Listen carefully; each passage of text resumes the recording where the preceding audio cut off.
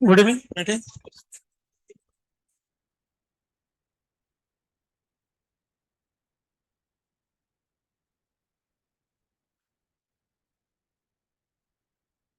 Hello. कोई DPP का number है? कौन सा डीपीपी है?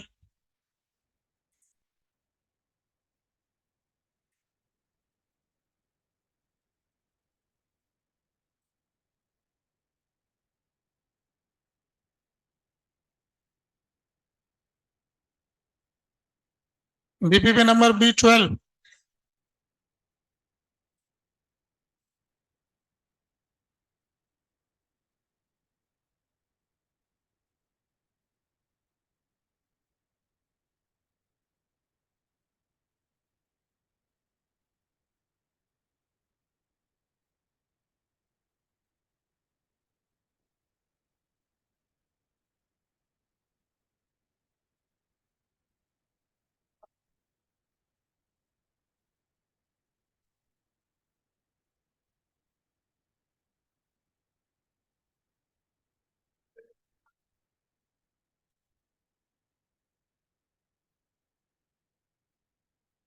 B12।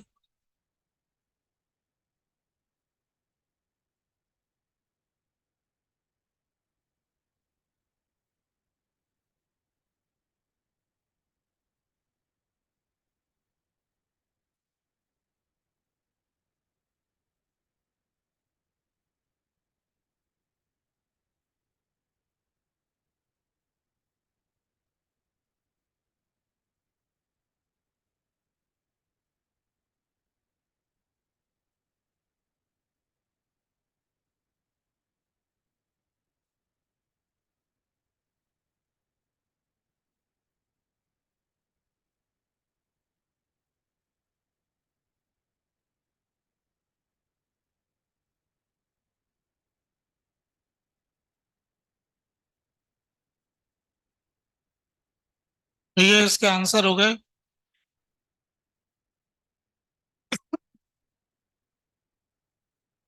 तो कोई सवाल इसमें से नहीं पूछना है? पूछना है। तीसरा क्वेश्चन पूछ रहे हो? दूसरा पूछ रहे हो?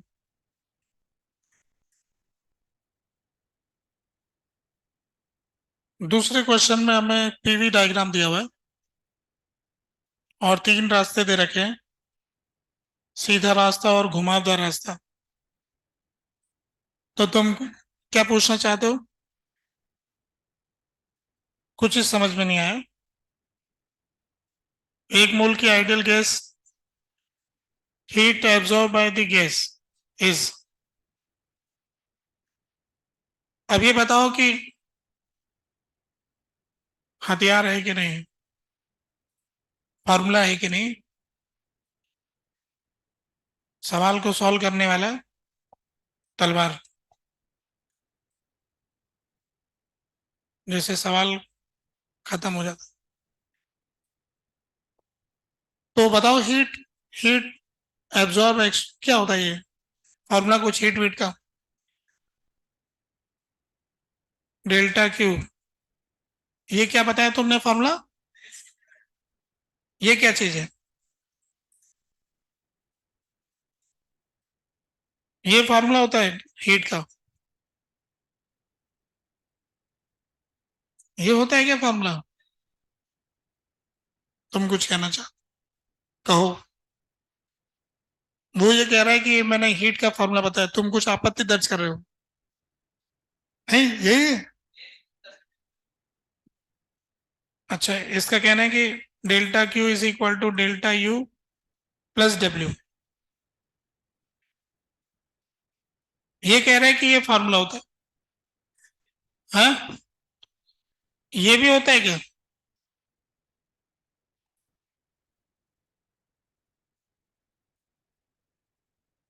तुम कुछ कह रहे हो पीछे? हाँ। अच्छा, delta Q NCP delta T.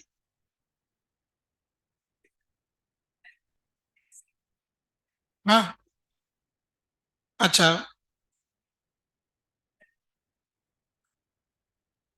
NC delta T ये होता है। ये तीन तीन लिख दिए, कौन सा लगाना है भाई?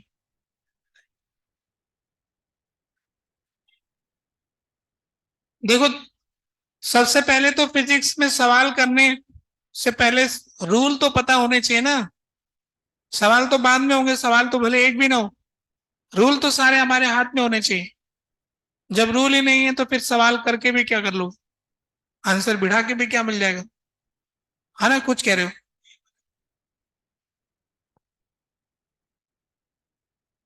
बीच वाली प्रोसेस में ये लग जाएगा, मतलब ये फॉर्मूला हमेशा सही नहीं है। ये कांस्टेंट वॉल्यूम के लिए, फॉर कांस्टेंट वॉल्यूम। और ये वाला फॉर कांस्टेंट प्रेशर। ये वाला अब ये हमेशा लग जाएगा। अब उसमें सी नहीं पता होता है, तो हमेशा का सी पता है क्या? सी, सी का फॉर्मूला नहीं पता है।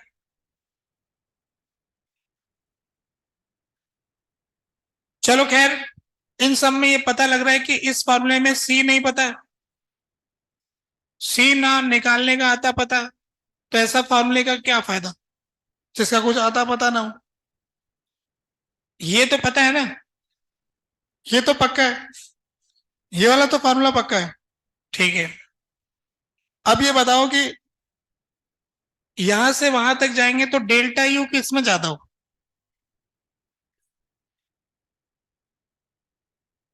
इसको बताने दो, डेल्टा यू किस में ज्यादा हो? सेम। क्यों? सेम क्यों होगा?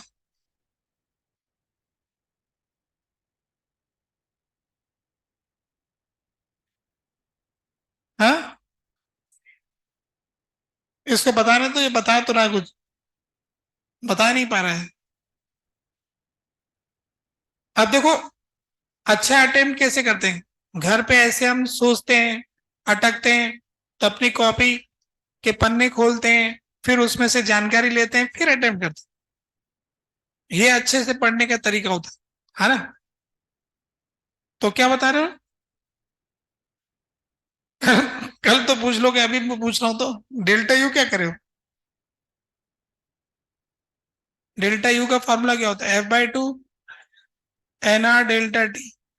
डेल्टा यू पाथ पे डिपेंड नहीं करता है, इनिशियल और फाइनल पोजीशन पे डिपेंड करता है। तीनों में इनिशियल फाइनल पोजीशन तो सेम है, तो तीनों प्रोसेस का डेल्टा यू तो सेम हो गया। ठीक है, तो डेल्टा यू सेम क्यों हो गया? क्योंकि ये पाथ पे डिपेंड नहीं कर रहा, इनमें से आने वाली कोई भी वैल्यू रास्ते पे डिपेंड नहीं कर रही। इसकी तरह नहीं कि ये सीवी है, ये सीपी है, ये कोई सी है, ऐसा कुछ नहीं आ रहा है, फिक्स आ रहा है।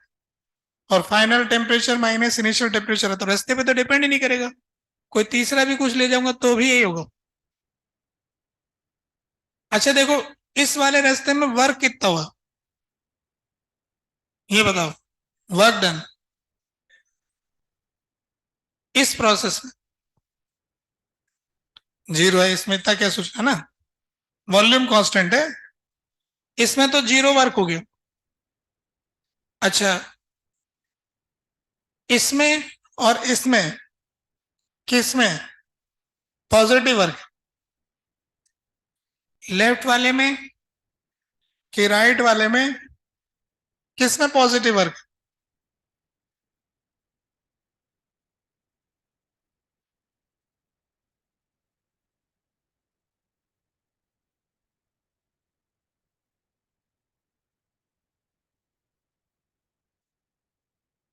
किस में पॉजिटिव वर्क है भाई, लेफ्ट वाले में कि राइट वाले में? राइट वाले में। क्यों? ऐसे अकड़ वकड़ थोड़ी करना है, ऐसे लेफ्ट राइट, हर एक का रीजन चाहिए ना कि क्यों।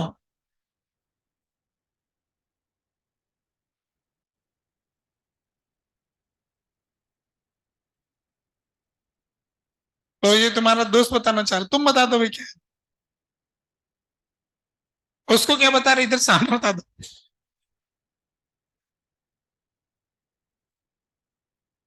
नहीं, ये दोस्त तुम्हारे बगल में, तुम बता दो क्या है, ये कंफ्यूज हो रहे हैं, तुम बता दो।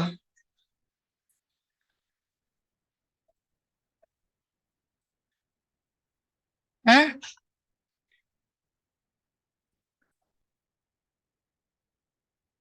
इतना रिवाइज करना पड़ता है क्या? सीधा तो सवाल है, हर कोई बता देगा, देखो अभी किसी से ही पूछ लो। है ना? कोई भी बता देगा कि नहीं बताएगा?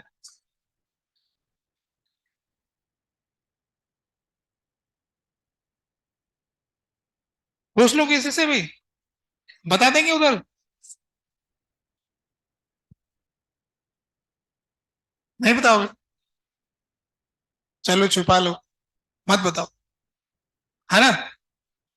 तुम बता दोगे ना? लेफ्ट में पॉजिटिव वर्क। इस वाले में जो वर्क है, इसने बताया कि इसने पॉजिटिव वर्क क्यों? एक्सपांशन हो रहा है। क्यों? वॉल्यूम तो सेम ही है, इनिशियल फाइनल, कहाँ एक्सपांशन हो रहा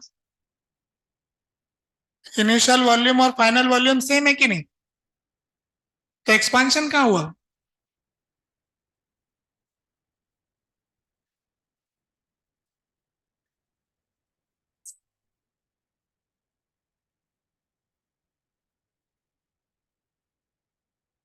तुम बताओगे क्या? नहीं बताओगे? इतना सीधा साधा सवाल है, बता नहीं, तुम बता दो चलो। हाँ, देखो ऐसा हो रहा है कि पहले वॉल्यूम घट रहा है, फिर बढ़ रहा है, यही तो हो रहा है ना? यू करके एरो जा रहा है, पहले वॉल्यूम घटा, फिर बढ़ करके वापस वही हो गया। तो जब वॉल्यूम घट रहा है, तो इसके नीचे का एरिया आएगा, ये वाला एरिया तो नेगेटिव वर्क बताएगा, है ना? कंप्रेशन हो रहा है, तो इसका नीचे जो एरिया है वो हमें नेगेटिव वर्क बताएगा, गैस का वर्क नेगेटिव। जब वापस यहां से यहां आएंगे, तो ये वाला एरिया आएगा, ये वाला एरिया, तो ये वाला एरिया आएगा पॉजिटिव, ये पॉजिटिव वर्क बताएगा। तो ये नेगेटिव ये पॉजिटिव मिला के कितना बचा? कौन सा एरिया बढ़ा है? पॉजिटिव। उतना ऊपर जो बच गया ना, वही वाला वर्क। तो इस सर्कल का जो आधा एरिया है, उसके बराबर वर्क है। सर्कल का एरिया का आधा वर्क है, और वो पॉजिटिव वर्क है। अच्छा, इस वाले में क्या हुआ? एक्सपांशन तो कम प्रेशर पर हो रहा है, और हाई प्रेशर पे कंप्रेशन हो रहा है। ज्यादा प्रेशर है तब तो वॉल्यूम घटाया जा रहा है ना? और कम प्रेशर पे एक्सपांशन हो रहा है, तो पॉजिटिव कम नेगेटिव ज्यादा है। तो इससे हमें पता लग गया कि एक में तो डब्ल्यू जीरो है, एक में डब्ल्यू माइनस का है, और एक में डब्ल्यू प्लस का है। तो डेल्टा क्यू किस में कम किस में ज्यादा तो पता लग गया ना? ऐसे डिसाइड होता है। तो कुछ भी सवाल करने के लिए पहले पेन होना चाहिए, कॉपी होनी चाहिए, फिर दिमाग होना चाहिए, फिर उसमें सवाल के फॉर्मूले वॉर्मूले होने चाहिए, फिर सवाल शुरू होता है। बिना कुछ लिए ऐसे बैठ रहे हैं, तो फिर बता भी देंगे तो कोई फायदा नहीं होने वाला। अच्छे से अटेम्प्ट क्या करो, ठीक है ना? और कुछ? एट्थ क्वेश्चन, क्या दिक्कत है एट्थ में? आंसर सी आ रहा है, और मैंने क्या दे रखा है? सी की जगह बी दे दिया। सी और बी में कितना का अंतर है? के का अंतर है। तो इसमें बी वाले में के में तुम्हारा क्या कहना है? तुम क्या कहना चाह रहे हो? क्यों? ये तो दोनों स्प्रिंग तो एक साथ काम ही नहीं करेगी। एक बार तो एक ही स्प्रिंग काम करेगी ना। जब ये लेफ्ट में कंप्रेस होके आएगा और वापस नेचुरल लेंथ तक आएगा, तो स्प्रिंग तो वहीं रह जाएगी, ब्लॉक चला जाएगा। फिर जब ये राइट साइड में जाएगा, तो फिर ये स्प्रिंग कंप्रेस होगी, वापस नेचुरल लेंथ तक आएगा, तो फिर स्प्रिंग वहीं रह जाएगी। तो ये दोनों स्प्रिंग तो कभी साथ में आई नहीं ना, तो उसका जरूरत ही क्या है?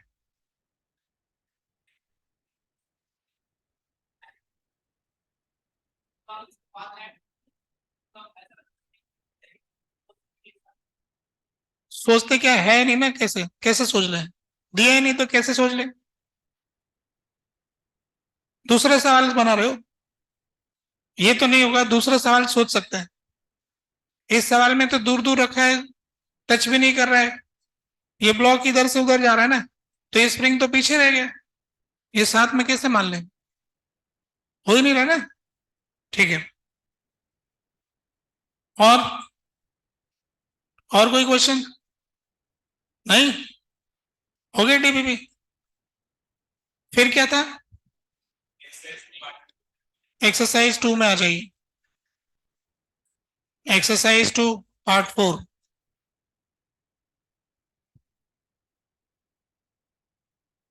तो एक्सरसाइज 2 के अंदर पार्ट 4 में बताइए कोई सवाल। क्वेश्चन नंबर 3 का बी, ऐसा कुछ है कि नहीं हो रहा? 3 का B, wire is move perpendicular to the length with constant velocity in uniform magnetic field perpendicular to the plane of motion। तो अपन को ये कहा गया है कि मैग्नेटिक फील्ड में एक वायर को चला रहे, तो हम ये जानते हैं कि एक वायर को चलाएंगे तो उसके अंदर चार्ज इधर उधर हो जाएंगे। ये एक बैटरी बन जाता है, बीवीएल की बैटरी। इधर वाली साइड प्लस, इधर वाली साइड माइनस। सर्किट तो इसमें है नहीं, इसलिए करंट तो जीरो। ठीक है। अब क्या कहना है इसमें? अकेला तार है तो कांस्टेंट पोटेंशियल डिफरेंस डेवलप हो गया।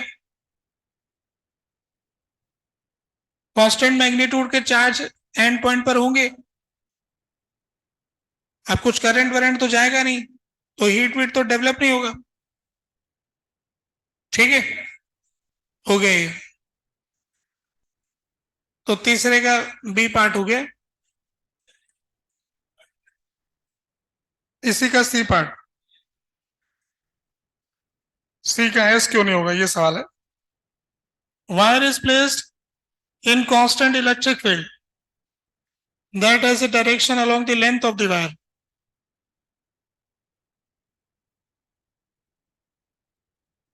तो एक वायर को अपन ने इलेक्ट्रिक फील्ड में रखा, तो charges of constant magnitude at the ends of wire, a constant potential difference. तो हम ये जानते हैं कि इलेक्ट्रिक फील्ड ने इलेक्ट्रिक फील्ड को कैंसिल कर दिया। इलेक्ट्रिक फील्ड ने इलेक्ट्रिक फील्ड को कैंसिल कर दिया, तो अब इलेक्ट्रिक फील्ड नहीं रहा, पोटेंशियल डिफरेंस नहीं रहा। ठीक है, इसलिए ऐसा हो गया। और बताइए question number 5। at t equal to 0 when the magnetic field is switched on, the conducting rod is moved to the left at constant speed by some external means. The rod remaining perpendicular to the rails. Induced EMF has a magnitude of this। तो question में ये कह रहे हैं कि आप इसे constant speed से ले जा रहे हैं किसी, शायद किसी फोर्स की मदद से। तो इसके अक्रॉस पोटेंशियल डिफरेंस, तो इंड्यूस्ड ईएमएफ का मैग्नीट्यूड क्या होता है? बीएलवी। नहीं आ रहा है?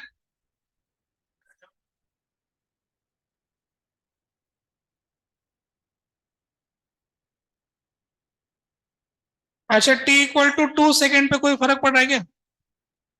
वेलोसिटी तो फिक्स है।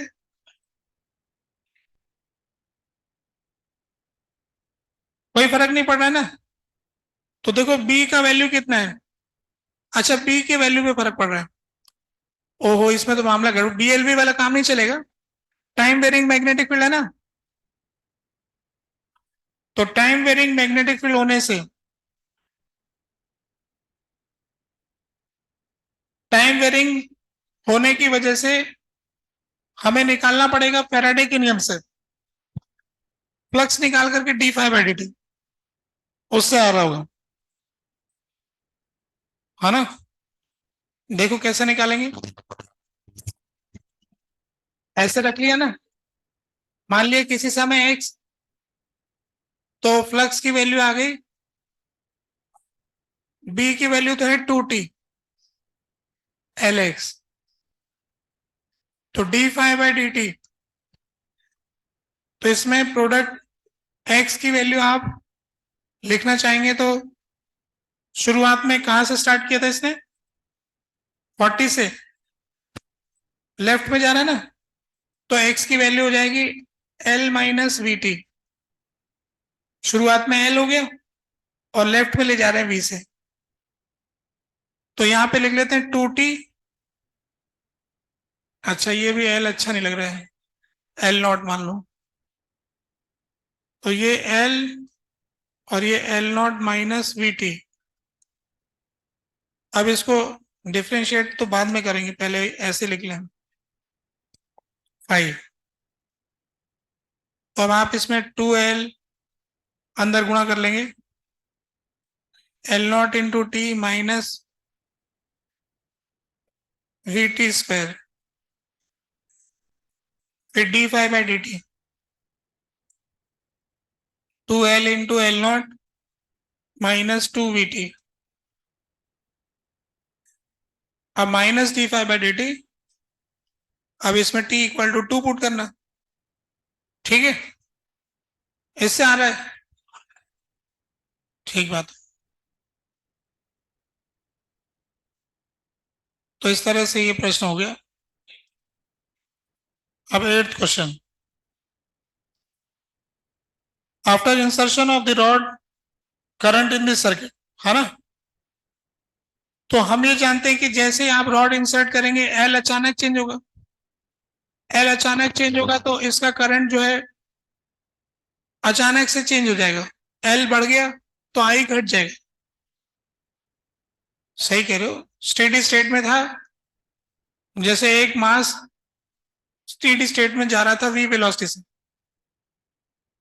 एक अहम मास v वेलोसिटी से जा रहा था, जा रहा था, जा रहा था, नहीं रुक रहा था, ऊपर से इसके ऊपर 10 m आके गिर गया, तो क्या होता है, अचानक कम, तो अचानक रॉड रख दिया तो एल की वैल्यू अचानक ज्यादा, तो करंट अचानक कम,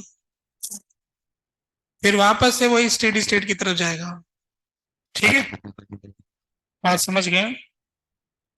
तो एक बार के लिए करंट घटेगा, फिर लास्ट में वापस वही आ जाएगा स्टेडी स्टेट वाला, ठीक है। और बताइए, इसमें कोई क्वेश्चन और, हो गया ना। ये 13 से 15 वाला कैसा लगा, ये तो इंग्लिश का पैराग्राफ लगता है ना, फिजिक्स का सवाल नहीं लग रहा, ये भाग्य है किसी का, है ना। पर कुछ लोग अंग्रेजी भी तो नहीं पढ़ना जानते।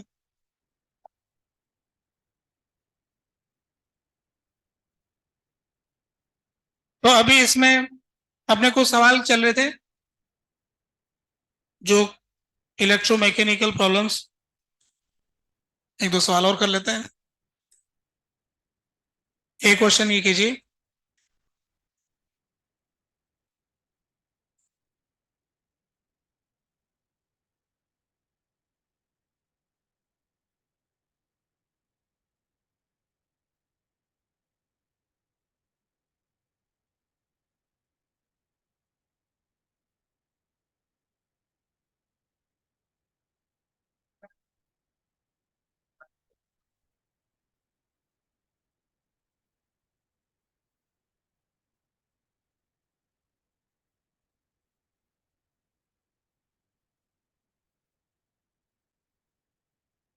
एक स्मूथ हॉरिजॉन्टल प्लेन में एक रॉड चल रही है, इस पर एक फोर्स लग रहा है F, जो कि कांस्टेंट, कांस्टेंट फोर्स लगा रहे हैं, मैग्नेटिक फील्ड यूनिफॉर्म है, सब जगह एक जैसा है। रेजिस्टेंस हमको आर दिया हुआ है। इस रॉड का मास एम और इस रॉड का लेंथ एल दिया हुआ है। शुरुआत में इसकी कोई वेलोसिटी नहीं थी, समय के साथ इसके पास वेलोसिटी आएगी। आपको ये बताना है कितनी वेलोसिटी आएगी।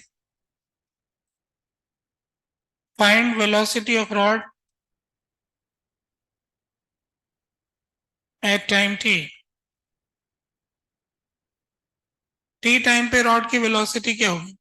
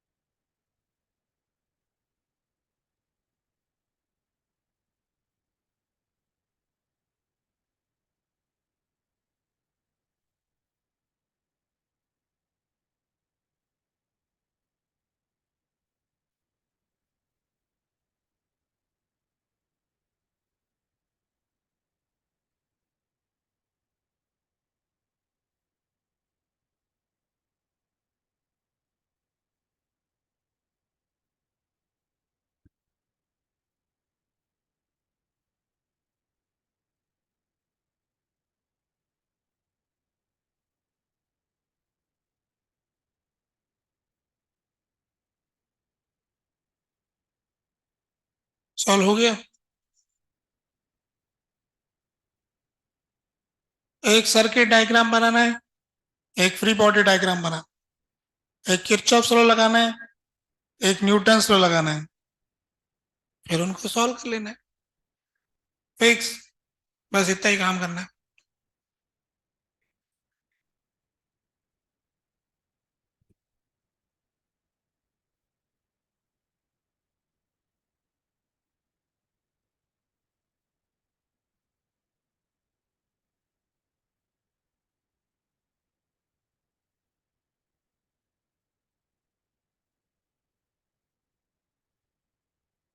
आगे आंसर कितना होगा?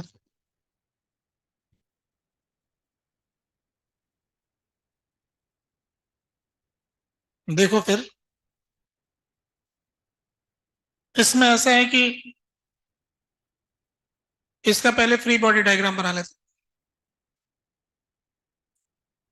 ये एक रॉड है और इसमें कोई करंट आ रहा होगा। जब इसके पास वेलोसिटी v है, जब हम इसको फोर्स F से खींच रहे हैं, मान लिया कि इसमें करंट आ ही जा रहा होगा। v क्रॉस b से बैटरी ऊपर पॉजिटिव बन रही, इसको इधर खींचेंगे तो इसमें वेलोसिटी इधर आएगी। तो v क्रॉस b से जो अंगूठा बता रहा है वो बता रहा है पॉजिटिव टर्मिनल बैटरी का ऊपर हो, तो यू करंट जाएगा। फैराडे के नियम से भी जानते हैं कि इधर जाएंगे तो फ्लक्स बढ़ेगा, फ्लक्स बढ़ेगा अंदर की तरफ, तो विरोध करेंगे ऐसे, ऐसे करंट जाना चाहिए, ऐसे करंट जाएगा। तो जब इसमें करंट ऐसे ऊपर जाएगा तो इस पे एक फोर्स आएगा ILB, और इसका एक्सेलरेशन इधर की तरफ ए मान ली। तो इस तरह से ये फ्री बॉडी डायग्राम पूरा हुआ। दूसरा डायग्राम है सर्किट डायग्राम, वो हम बना देते हैं यहाँ पर। सर्किट डायग्राम में ये बन जाएगा बैटरी, बैटरी बन जाएगा बीवीएल का बैटरी। तो ये बीवीएल का बैटरी आ गया। मान लिया कि कुछ करंट आ ही जा रहा होगा, न्यूटन्स लॉ की equation F minus I L B M D V by D T B L V minus I R equal to 0। अब हमको तो चाहिए वी, नहीं चाहिए आई। यहां से आई को उठा के यहाँ ले आएंगे, D L V by R into B L M D V by D T. R से गुणा कर देते हैं, उसको उधर ले जाता है, तो ये आ जाएगा डी टी, और इधर आ जाएगा M R into D V divided by F R minus P square L square V. ऐसा बन गया, ठीक है ना। कर दो इंटीग्रेट, 0 से टी 0 से वी, ये आ गया टी, एम आर बाहर, L N F R minus B square L square V upon F R divided by coefficient of V minus B square L square. ऐसा हो गया, इसको e की पावर पे चढ़ा देंगे, minus B square L square upon M R into T, divide करेंगे तो 1 minus B square L square V upon F R, इधर उधर करेंगे तो v का वैल्यू आ गया,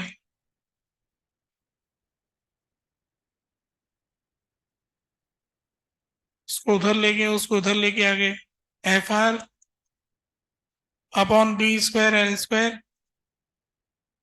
1 माइनस e की power minus B square L square upon M R into T.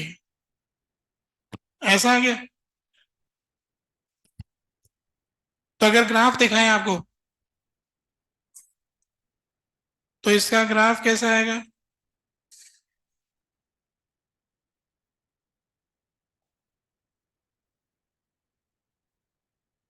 Finally इसकी एक कांस्टेंट वेलोसिटी हो जाएगी, टी इनफाइनाइट रखोगे तो इसकी कांस्टेंट वेलोसिटी कितनी आ रही? F R upon B square L square.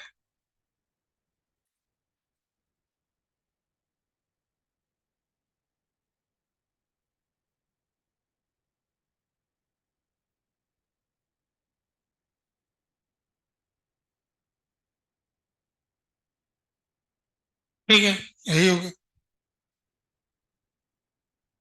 देखो फाइनल वेलोसिटी अगर हम डायरेक्ट निकालना चाहते हैं, इतना मेहनत ना करके, पूछ सवाल वाले ने पूछा तो फाइनल वेलोसिटी बता दो, तो हम कहेंगे फाइनल वेलोसिटी तब होगी जब एक्सेलरेशन जीरो होगा, है ना, उसी को फाइनल बोलेंगे। तो एक्सेलरेशन जीरो कर दो, हो जाए। जो न्यूटन्स लॉ की इक्वेशन है ना, उसमें एक्सेलरेशन जीरो कर दो, फाइनल वेलोसिटी आ जाएगी, ठीक है ना। तो ऐसा हम कोई भी सवाल कर सकते हैं। फिर से मौका देते हैं आपको, दूसरा सवाल करते हैं। हो गया ना सवाल? नेक्स्ट क्वेश्चन देखते हैं, अगले पेज पे चलते हैं। आप लोगों ने नोट कर ही लिया होगा। तीसरा क्वेश्चन, मतलब दूसरा क्वेश्चन। दूसरे क्वेश्चन में ये है कि एक रेजिस्टेंस है, रेजिस्टेंस नहीं लेते, एक कैपेसिटर ले लेते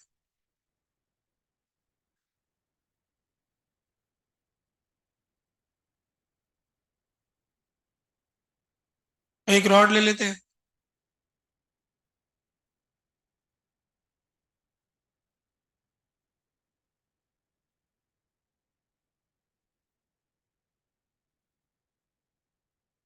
भीतर की तरफ magnetic field,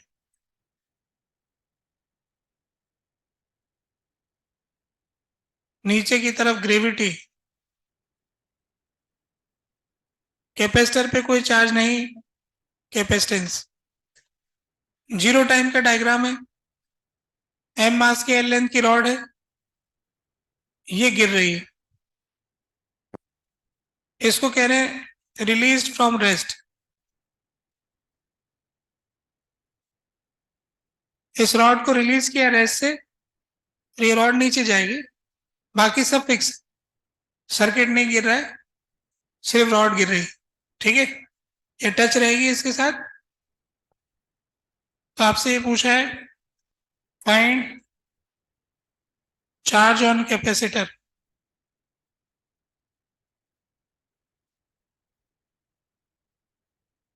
as a function of time.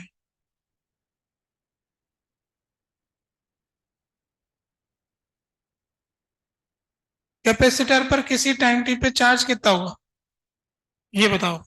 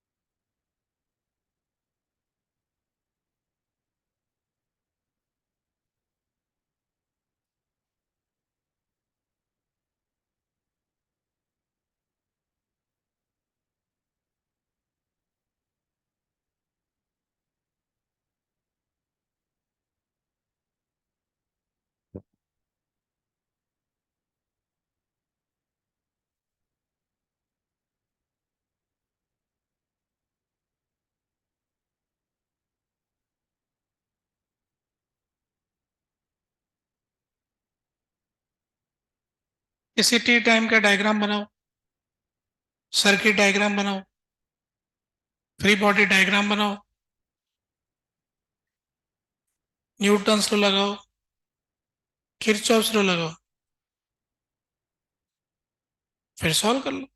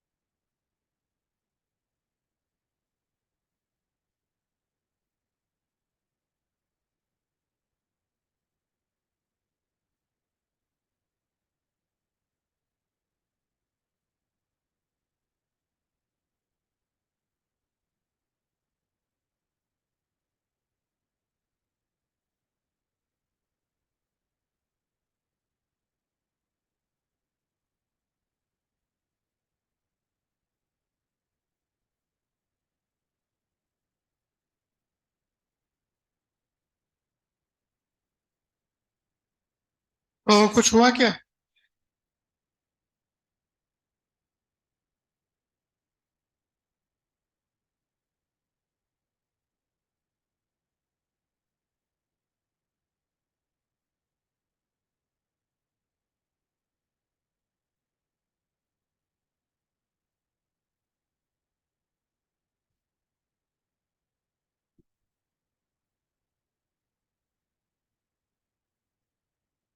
मिलाते हैं अब। रन। देखिए, अब देखो सवाल कैसे शुरू होता है। सारा शुरुआत ग्रेविटी की वजह से हो रहा है, तो ग्रेविटी इसको नीचे पुल कर रही है, जिसकी वजह से इसमें वेलोसिटी आएगी। जैसे वेलोसिटी आएगी तो बैटरी बन जाएगी, रॉड बैटरी बन जाएगी बीवीएल की। कैसी बैटरी बनेगी? इस तरफ बीवीएल की बैटरी बनेगी तो करंट आएगा। करंट आएगा तो मैग्नेटिक फोर्स लगेगा। तो मान लेते हैं कि किसी समय पर इस कैपेसिटर के ऊपर चार्ज आ गया क्यू और माइनस क्यू। यहां बन गई एक बैटरी बीवीएल की।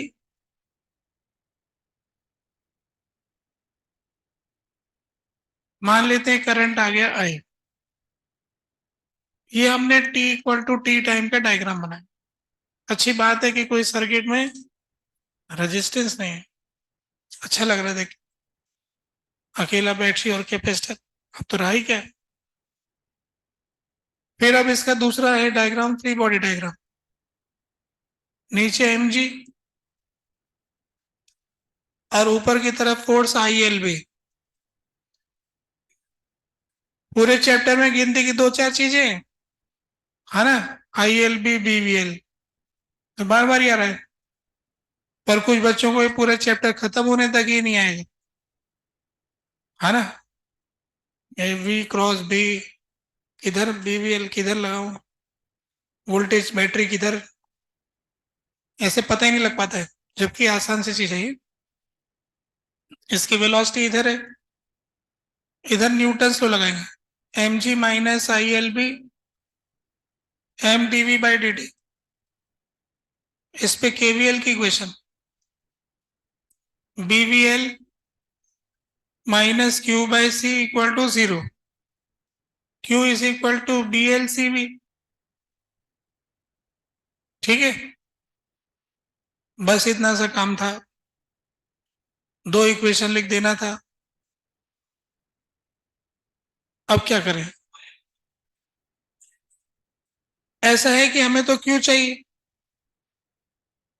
इधर आई है इधर क्यू है। इसको डिफरेंशिएट कर देते, D Q by D T B L C D V by D T.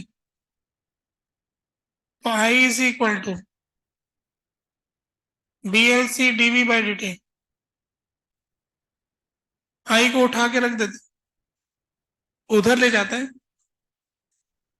M G is equal to M D V by D T, और आई की वैल्यू उठा के इधर रख जाते हैं, B L C D V by D T into B L. तो यहां से D V by D T आ गया M G upon M plus B square L square सी।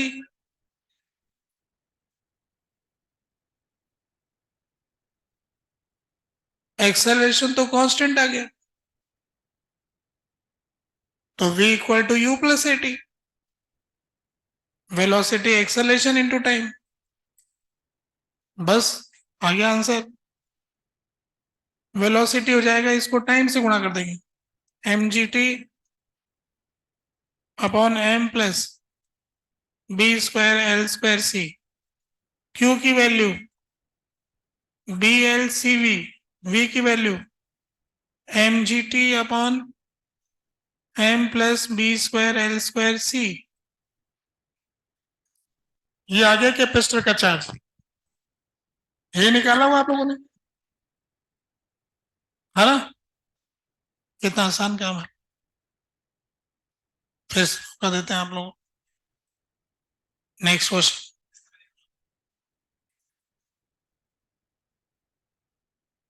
टी टाइम के डायग्राम बनाना, एक सर्किट डायग्राम, एक फ्री बॉडी डायग्राम, एक Newton's law, एक किरचॉफ। सॉल्व कर लो। पूछना चाहते हो?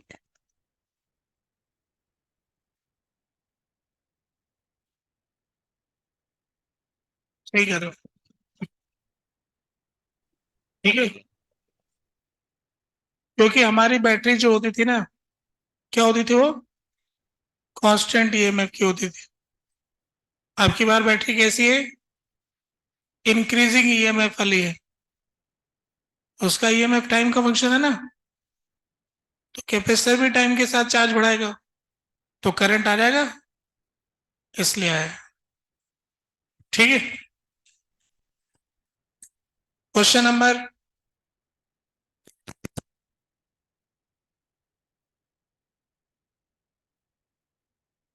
तीसरे सवाल की तरफ बढ़ रहे थे, बढ़ जाते हैं। ठीक है। तीसरा क्वेश्चन ये है कि एक इंडक्टर है और एक रॉड है।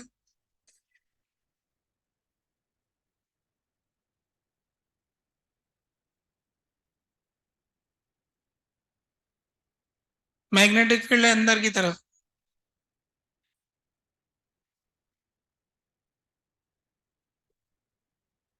टी इज इक्वल टू 0 पर इस रॉड को हमने वेलोसिटी दिया v0। इसका मास m, लेंथ l, इस इलाके में magnetic field b। Circuit fix है, रॉड चल रही। Horizontal plane, smooth horizontal plane, है ना? स्मूथ हॉरिजॉन्टल प्लेन में जा रही है।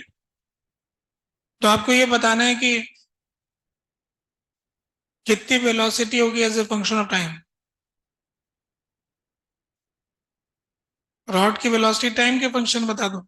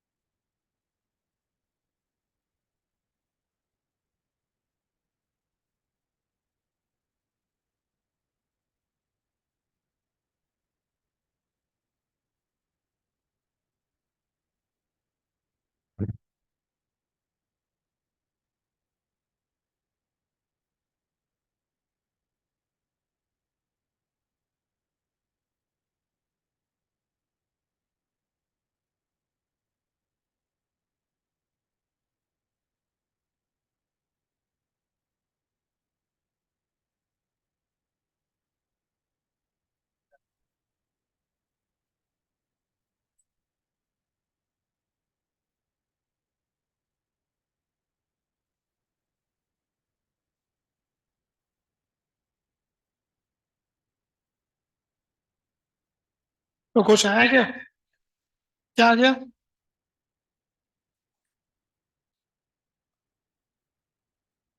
अच्छा, ऐसा लेके आ गए। मिलाओ भाई।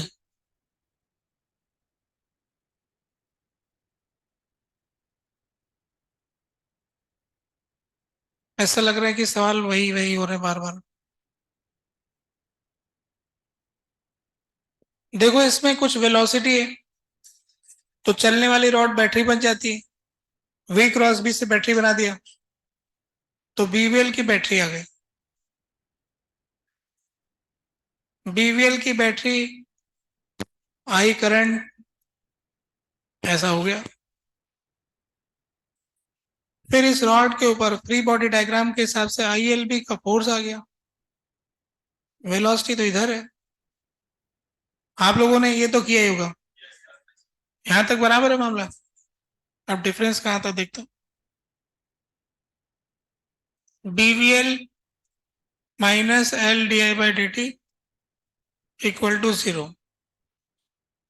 तो BVL is equal to L D I by D T.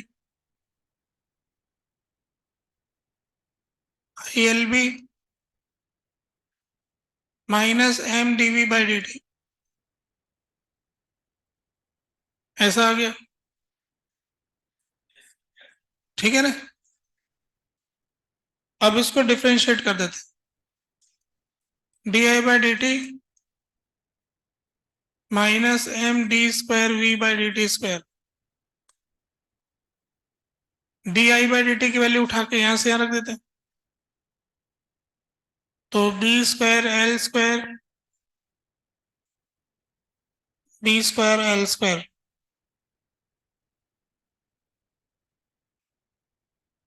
Into V upon L minus M D square V by D T square. तो D square V D T square minus B square L square upon M L into we.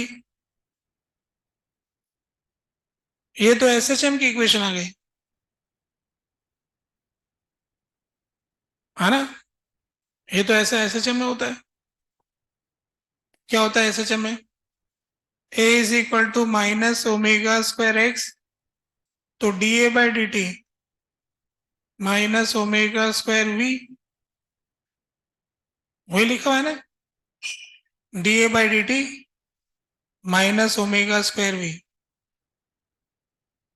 तो इसका मतलब ये S H M करने वाला मामला हो गया।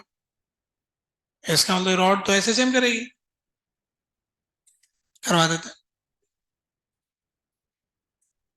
आ गया आंसर।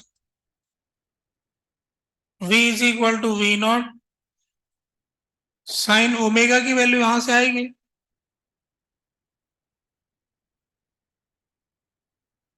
ओमेगा की वैल्यू आ गई under root of B square L square upon M L.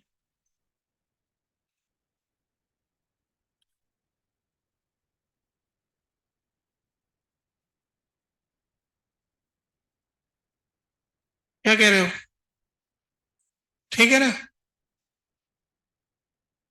अभी इसमें फाइन आउट और रह गया है, वो और बता देते। कैसे बताएंगे?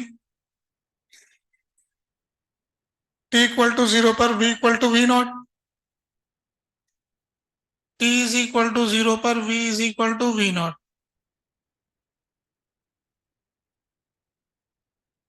जीरो पुट किया, तो V not is equal to V not sine phi naught. Phi naught की वैल्यू आ गई पाई बाई टू, तो 90 डिग्री का एंगल है, कॉस आ गया साइन 90 प्लस थीटा। तो ये फंक्शन पूछा था कॉस ओमेगा टी, ओमेगा की वैल्यू है। तो ये इसका आंसर हो गया। यही आपका आंसर होगा। नहीं, क्या दिक्कत हो गया? एक्सपोनेंशियल बना दिया है। एक्सपोनेंशियल कैसे आएगा जब एस एच एम आ रहा था? तुमने किया ना एक्सपोनेंशियल, तुम्हारा है, तो बताओ क्या किया। ये तुम बता रहे हो ना। डी बाई डी टी से आई निकालेंगे।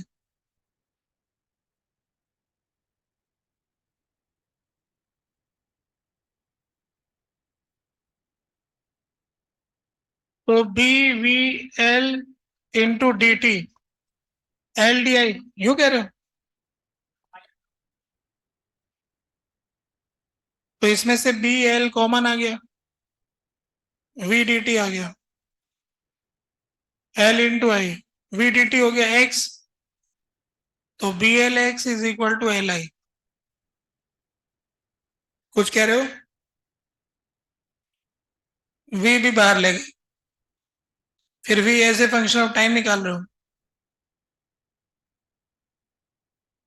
वी को कांस्टेंट मान के बाहर निकाल के V as a function of time बताया जा रहा है।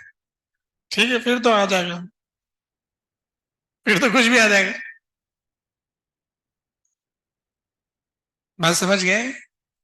गलत करने से तो कुछ भी आ जाएगा, यही तो कह रहा हूँ मैं, है ना। तो ये ये तो सही किया मैंने ना, ये तो सही कर दिया, पर इसका फायदा नहीं है। अच्छा देखो, इसमें ऐसा हो रहा है, ये वाली जो पोजीशन है ना, कौन सी पोजीशन है ये, इक्विलिब्रियम पोजीशन। बताओ इस समय इस पे फोर्स जीरो लग रहा है कि नहीं लग रहा है, क्योंकि करंट जीरो है। करंट नहीं है ना, इसलिए फोर्स जीरो है, इसलिए एक्सेलरेशन जीरो है, इसलिए वेलोसिटी मैक्सिमम है, इसलिए एसएचएम में ये इक्विलिब्रियम पोजीशन है। तो ये आगे जाके रुकेगी फिर वापस आएगी। बताओ एम्पलीट्यूड क्या होगा, इसका एम्पलीट्यूड कैसे बताओ।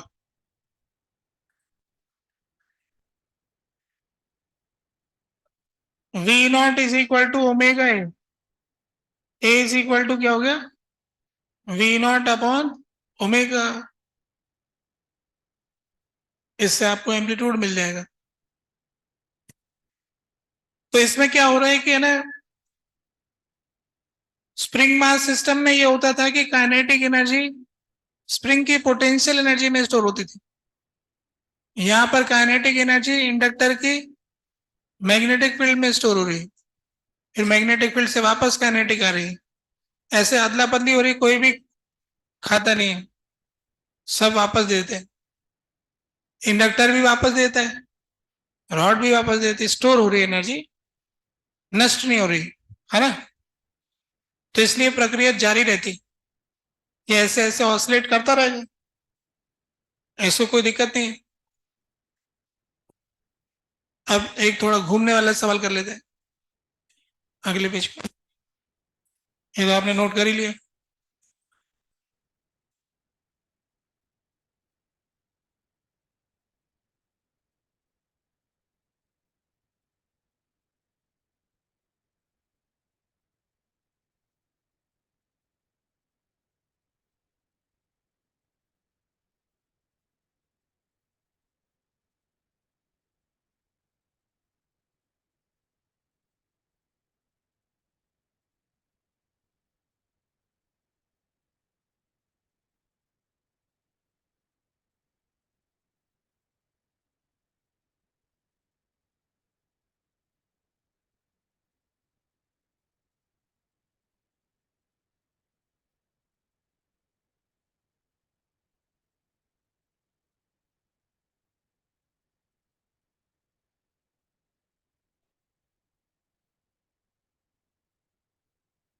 ये एक रॉड है, ये यहाँ से फिक्स कर रखी है, ये वायर फिक्स है, ये रेजिस्टेंस है, इसको घुमा रहे हैं। अब टी इक्वल टू जीरो पर एंगुलर वेलोसिटी इसकी जीरो है।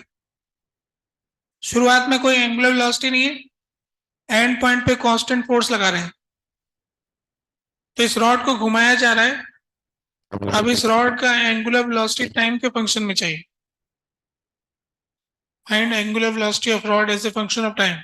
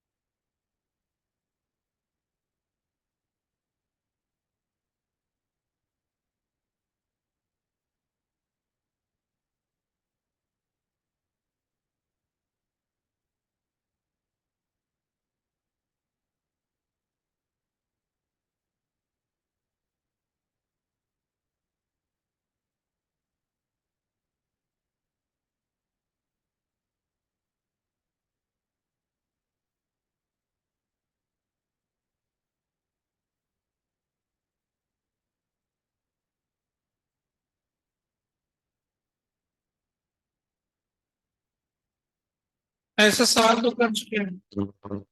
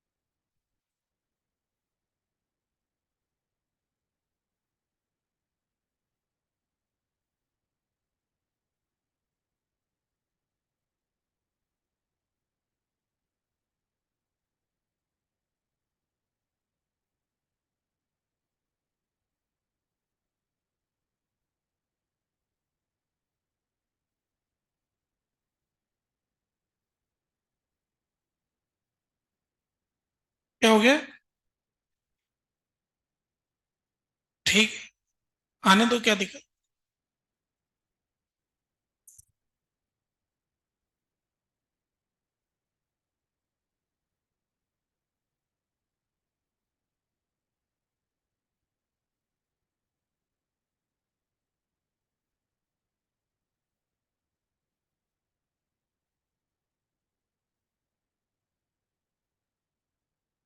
आ गया ना? एक सर्किट डायग्राम, एक फ्री बॉडी डायग्राम, बस दो काम। बार बार एक ही तो काम कर रहे हैं।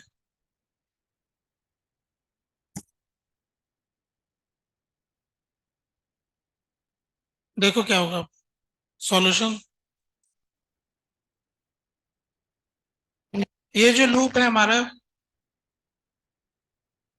इसमें ये तो फिक्स है सब। मान लेते हैं कि इसमें कोई एंगुलर वेलोसिटी ओमेगा आ गई, किसी टाइम टी पे आ ही जाएगी। जब एंगुलर वेलोसिटी इसमें आ जाएगी तो ये तो बैटरी बन जाएगी।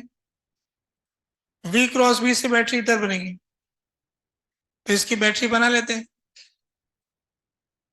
B omega L square by two, इतने ईएमएफ की बैटरी बनेगी। अच्छी बात यह है कि बस यहीं से करंट जो आएगा वो इधर जाएगा। एक सिंगल लूप केवीएल ऐसे लगा देंगे, तो B omega L square by two minus I R equal to zero. तो आई इज इक्वल टू आ गया B omega L square by two R. ये तो मुझे लगता है हर कोई लिख दिया हुआ है ना। अब बात आगे दिक्कत वाली है, वो देखते हैं। उसमें भी कोई दिक्कत नहीं है, फ्री बॉडी डायग्राम ही तो बनाना है। एफ नॉट तो लग ही रहा है। अब क्योंकि इसमें करंट आई ऐसे जा रहा है, तो मैग्नेटिक फील्ड में करंट कैरिंग वायर रखा हुआ, तो उसमें मैग्नेटिक फोर्स लगता है। फोर्स कैसे लगता है? ऐसे सब जगह बराबर बराबर लगता है। तो इसका point of application mid point हो जाए यहाँ पर। आई एल बी फॉर्मूला होता है, I L B force, hinge पे लगने वाला force N X N Y, N X N Y, hinge force आ गया। इसमें कुछ एंगुलर एक्सेलरेशन आ गया। सेंटर ऑफ मास जो है सर्कुलर मोशन कर रहा है, तो इस तरफ अल्फा एल बाई टू और इस तरफ omega square L by two. ये सब पढ़ी लिखी बातें, पुरानी बातें, सब याद है इनको, है ना। अब हम तो क्या करेंगे कि हम तो टॉर्क का इक्वेशन लगा देंगे। एन एक्स एन वाई से बचना चाहते हैं हम, तो हिंज के अबाउट टॉर्क की इक्वेशन लगाएंगे। हर बार न्यूटन में थोड़ा लगाएंगे F बराबर है में। अभी टॉर्क भी लगा लेते हैं। Torque about hinge I hinge into alpha, ये वाला फॉर्मूला लगाएंगे। तो हिंज के अबाउट टॉर्क आ गया F not into L minus I L B into L/2 ml² 3 D omega by D T. ये आ गया, यही निकाला होगा आप लोगों ने?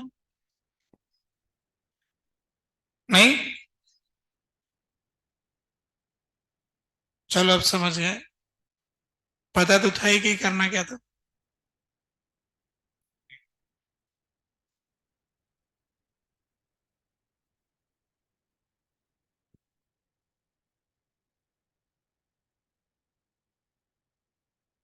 अभी बात करते हैं उसके बाद, इसको सॉल्व करते हैं। देखो इस इक्वेशन में से एक एल कट रहा है, एल काट देते हैं, आई का वैल्यू उठा के रख देते हैं, एफ नॉट माइनस आई की value D omega L² / 2r into B L by 2 ml/3 D omega by D T. ठीक लिखा नहीं है? कोई आपत्ति विपत्ति नहीं है?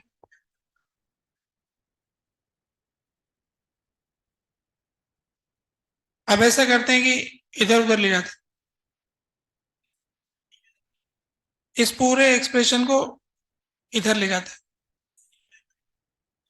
तो ये आ जाएगा 3 dt अपॉन ml एक तरफ, और D omega upon B² L³ ये क्या एफ लिखूं पहले,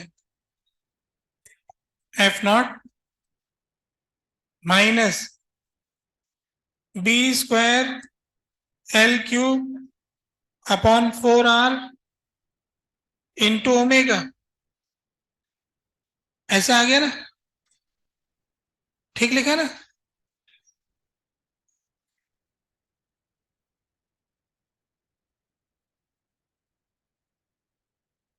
टू इंटू टू 4 है ना? सब ठीक लिखा हुआ है, ये वाला 2 और ये वाला 2। अब कर दो ग्रेड, 0 से t, 0 से omega, 3t upon ml ln F not minus B²L³ upon 4r into omega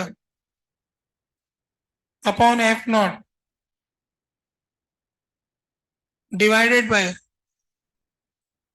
minus B²L² upon 4r। इसको इधर ले जाएंगे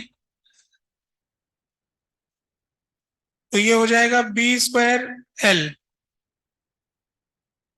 B²L3 into T upon 4mr minus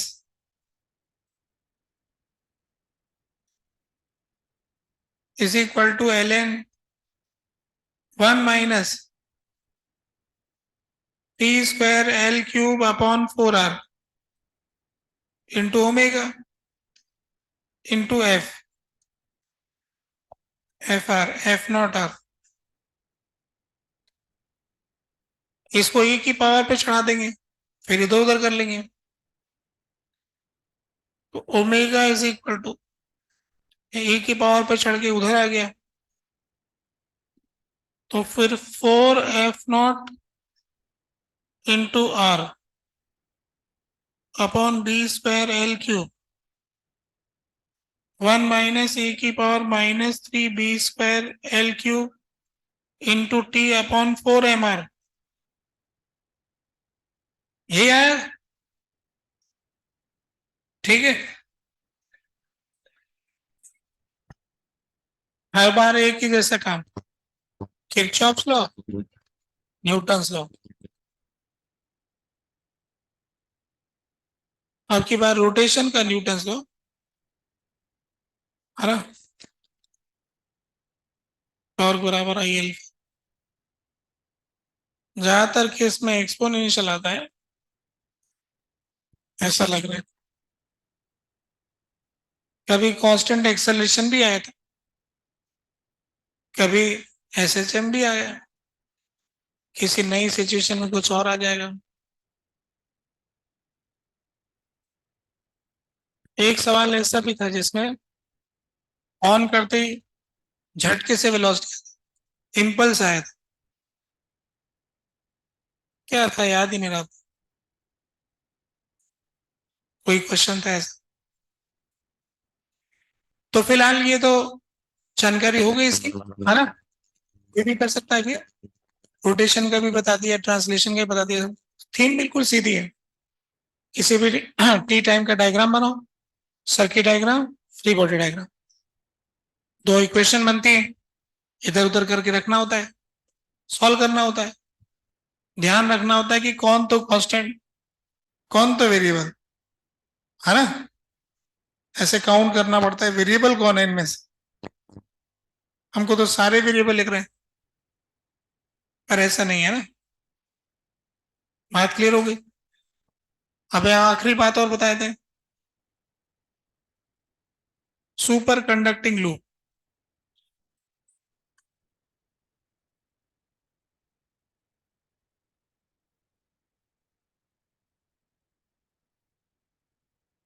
super conducting loop,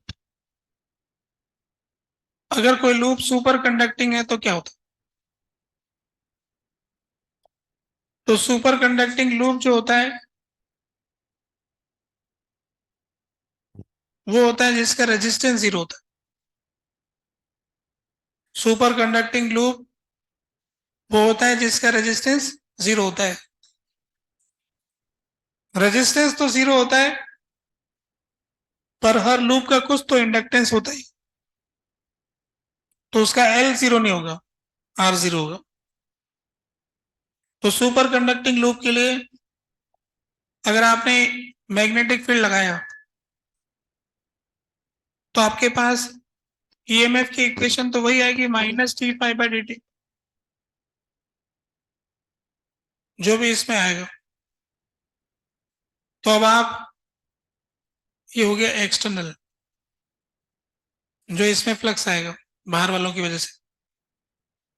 तो अब अपन इसमें केवीएल की इक्वेशन लगाएंगे, E minus L D I by D T is equal to zero. अगर ये इंडक्टर है तो इसमें जो ईएमएफ है, मान लिया इसमें करंट आई आ गया, तो अपना केवीएल का इक्वेशन बन जाएगा E minus L D I by D T. E की जगह आ गया -d∅ एक्सटर्नल।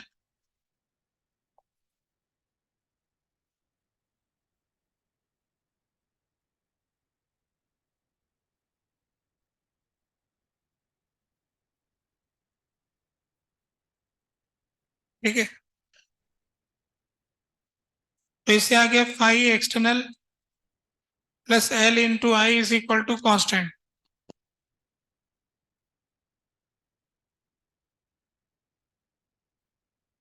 तो इसका मतलब ये हो गया कि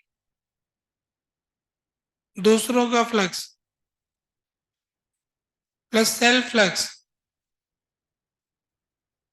मिला के कांस्टेंट। तो सुपर कंडक्टिंग लूप में फ्लक्स नहीं बदलता है, ये हमें पता लग गया। सुपर कंडक्टिंग लूप का फ्लक्स कांस्टेंट रहता है।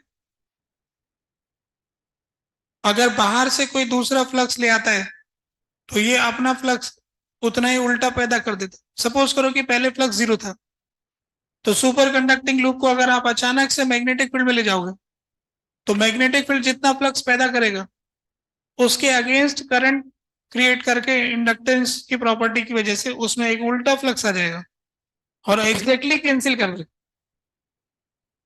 मतलब अपन कह रहे थे कैंसिल करना चाहता है, कैंसिल कर देता है, टोटल फ्लक्स चेंज नहीं होने देता है सुपर कंडक्टिंग लूप। तो सुपर कंडक्टिंग लूप के अंदर पहले से मैग्नेटिक फील्ड नहीं है तो बाद में भी नहीं आता है। तो सुपर कंडक्टर हमें मैग्नेटिक फील्ड से बचा सकता है अगर हम सुपर कंडक्टर के अंदर रहते।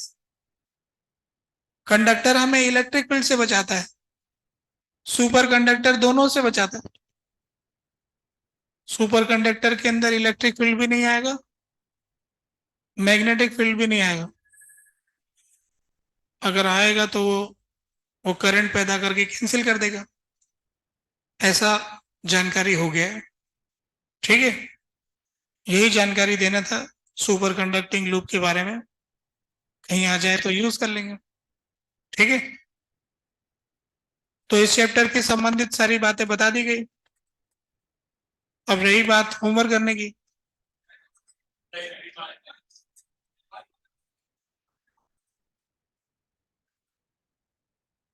एक्सरसाइज 2 बस खत्म हो गया। ऐसा करो कि एक्सरसाइज 2 तक ही करो और 3 मत करो।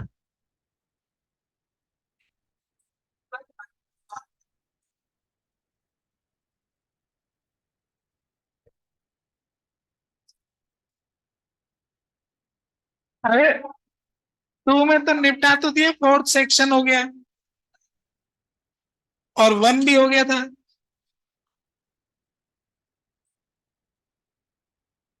अच्छा, फर्स्ट वाले में 5 सेक्शन बाकी है तो कर लो, उसमें क्या दिक्कत। संडे भी तो आ रहा है, आप लोग संडे भी तो मना रहे हो। कल संडे है कि नहीं है? तो फिर क्या करोगे?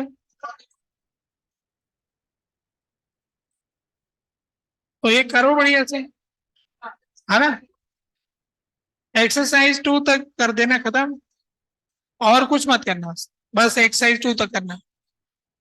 1 में जो बचा है बचाना मत, 2 में जो बचा है बस, सिर्फ 2 कंप्लीट कर देना। 1 2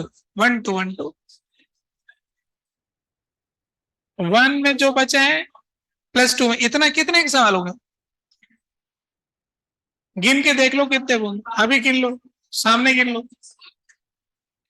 कितने क्वेश्चन, अभी गिन लेते हैं।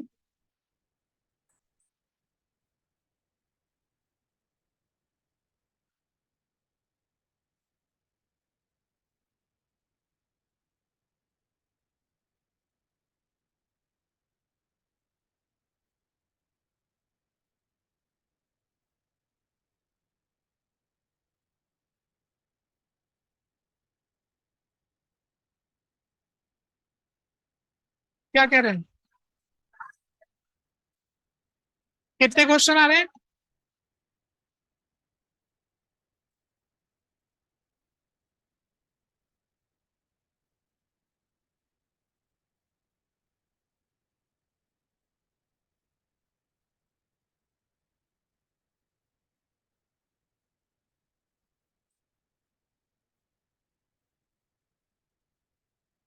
एक्सरसाइज 1 में कितने आए? हाँ, 82 एक्सरसाइज 1 में।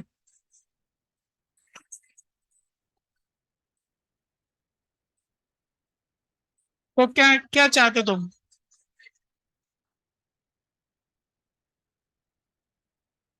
एक्सरसाइज 1 के अलावा साथ में क्या करोगे? अच्छा, एक डीपीपी और एक्सरसाइज 1। ठीक है, एक डीपीपी एक्सरसाइज 1।